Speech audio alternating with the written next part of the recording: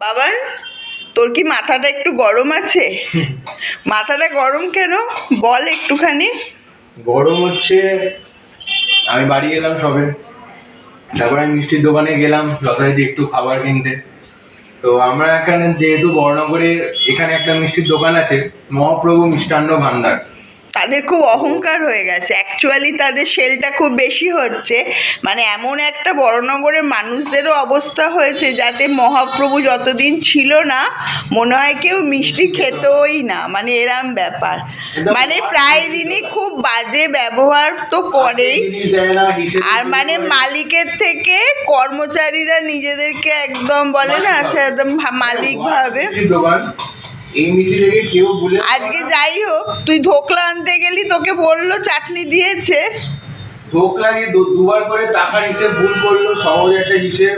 আর ওরা বাসি মিষ্টি বিক্রি করে, আমরা বাসি মিষ্টি বহুবার পেয়েওছি ইনফ্যাক্ট, যে ডিজাইন করা মিষ্টিগুলো। আর ওই ধোকলাটা দিয়েছে, চাটনি দেয়নি। এবার ও একটা আশা করে নিয়ে ঢুকেছে বাড়িতে যে খিদে পেয়েছে খাবে। ওর আজকে আসার রাত্রির হবার কথা ছিল, বাট তাড়াতাড়ি হয়ে গেছে, চলে এসছে। ওভার প্রাইস, মানে একদমই জঘন্য দাম, কোনো দামে না। মিষ্টির কোয়ালিটি ভালো, নো ডাউট, বাট ব্যবহারটা তো মানুষের খুব বড় ম্যাটার করে।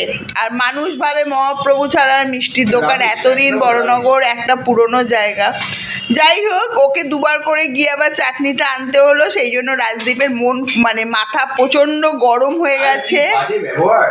হ্যাঁ, মানে কি আর বলবো, মানে একদম বাজে ব্যবহার ওদের।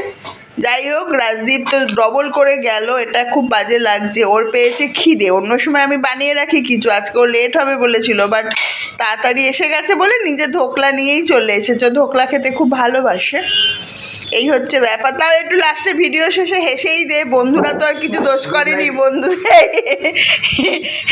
ঠিক আছে, চলো আজকের মতো টাটা।